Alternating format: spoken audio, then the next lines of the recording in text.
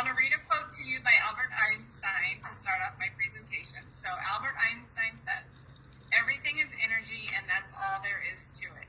Match the frequency of the reality you want, and you cannot help but get that reality. It can be no other way. This is not philosophy. This is physics."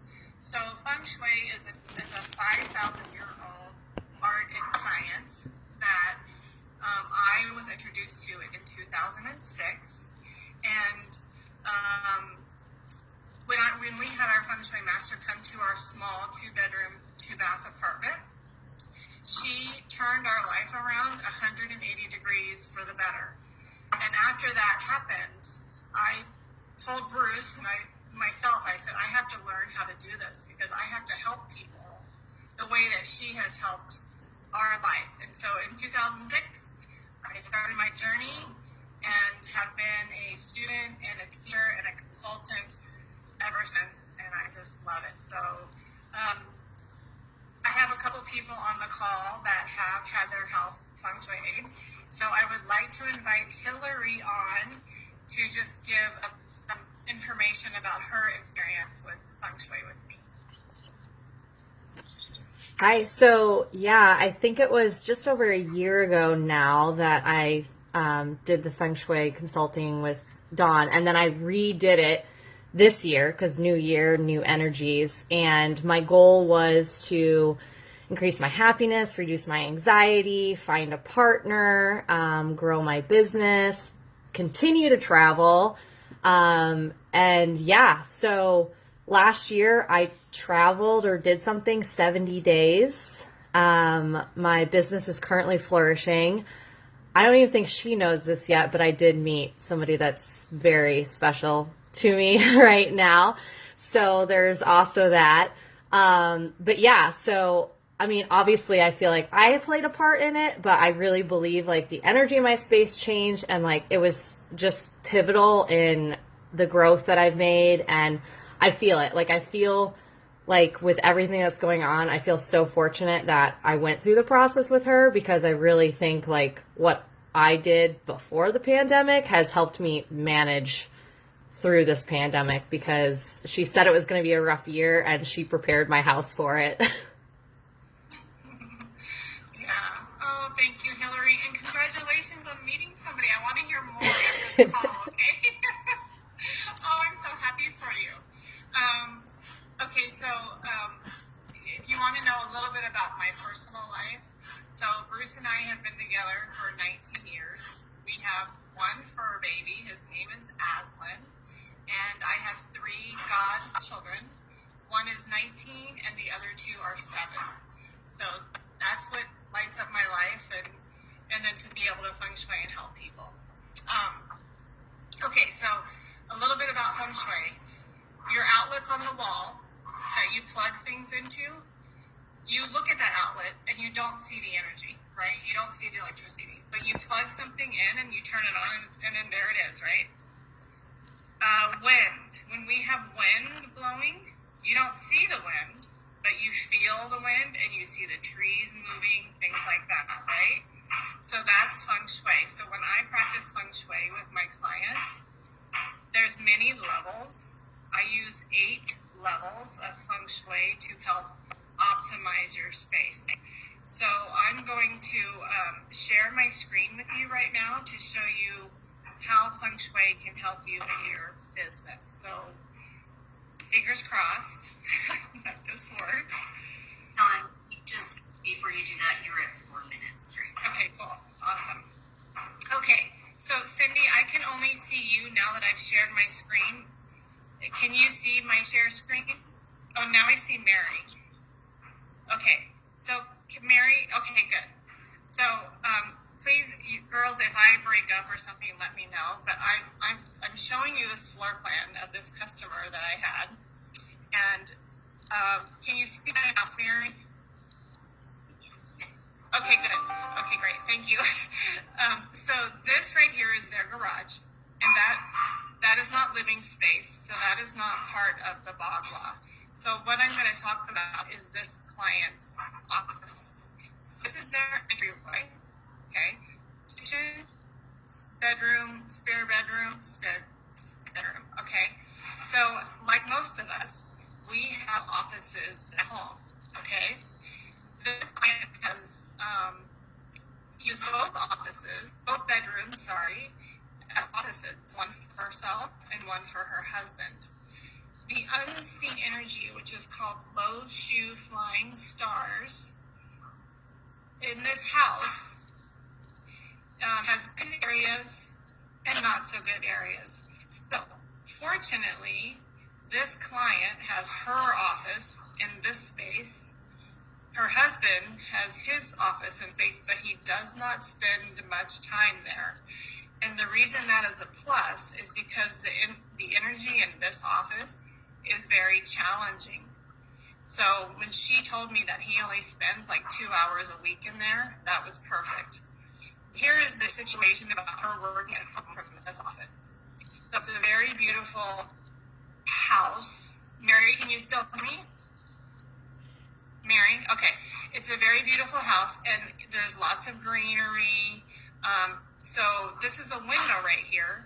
So she had her desk right here, facing the front of the house, because it's very beautiful, right? We would probably all do that. The situation for this client was this is not a power direction for her. So during the call, we moved her desk from this wall to this wall so that she would be looking toward the kitchen. So how that is going to help her is it's going to attract more customers to her easily, and that when she talks to people, it's easily done, being able to communicate with them, share her information, and that they understand her better. So this is her office. That was one big change, and she's already thrilled and happy and feeling better in her workspace. Does anybody have any questions? I can only see Mary, so if you do, just start talking. I have a question. Go ahead.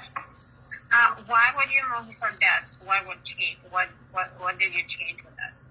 Okay, good question. Thank you, Elena. So this client, her desk, she was looking out the front of her house because it's very beautiful. However, the reason I moved her desk to this wall so that she looked toward the kitchen is because this direction for her, we are all born with power directions. All of us. We all have 4 power directions. This direction for her looking to the kitchen is an A direction. A to F, like A, B, C, D, F, an A direction. This direction that she was facing when I consulted with her before we met is like a D, C, D position. So we want her to look in a direction that is more powerful for her. Does that make sense? Yes. Okay, wonderful. Yes. Okay, thank you. Cindy, I think you had a question? Yeah, I was just gonna, maybe this is just. I can't hear you. Oh, sorry. I can hear you now. Okay. And maybe this is just different feng shui masters, but one of the things I've seen in the past is that they do include the garage and then that bite that's missing out of the entire rectangle there, they ground with the corner. What is your opinion, pros or cons on that? Yeah, really good question. So, typically the garage is not living space, right? So, in this house, it is not living space. They use it as a garage for their cars and storage. There's a lot of homes where the garage is part of the home. Like you can see my house, some garages are over here, right? Or some garages are here. So they are included as part of the living space. And I remedy for that using one of the schools of feng shui. And then you talked about making a corner, rounding to make a corner. That is used when there is a missing corner. So this house, the perfect square, which is an A+ in feng shui, she is no missing corners. So grounding that you talked about is used when there is missing space out of this square. Does that make sense? Yeah, got it. Thank you. Okay, really good question. You're at 10 right now. Okay, great. Anybody else have any questions?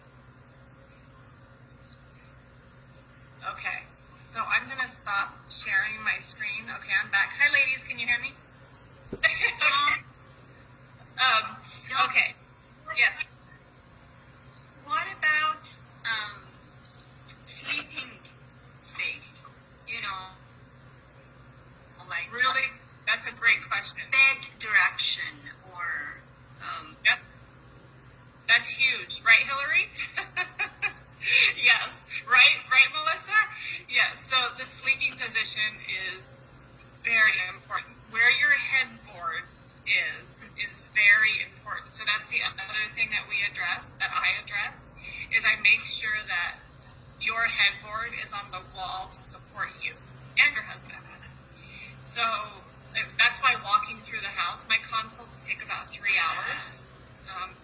Walking through the house, you know, I'm strong, so I move furniture for people if they're ready for it.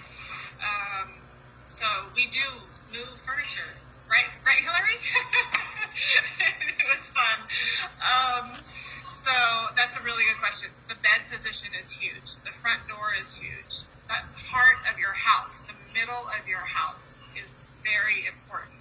The whole house is important, but those 3 things those are at the top of the list. isn't Okay. the kitchen part of the house? No. No, Did you say, is the kitchen the heart of the house? Right. I said isn't the kitchen the heart of the house or family room? Well, if you cook a lot, but so like in that plan, the heart is the middle square, and so not all homes have the kitchen in the middle. Their kitchen was in the front. So the heart, the way that I'm speaking of it, is literally the middle of the house. Okay. So, Dawn, Yeah. so what happens if you talked about the direction for sleeping in your bed? What if you can't move it? I know, really good question. So, if you have your bed, right, and you're sleeping in your bed, and maybe that's not a good position for you, but you can't move your bed because of the space, then we literally move you.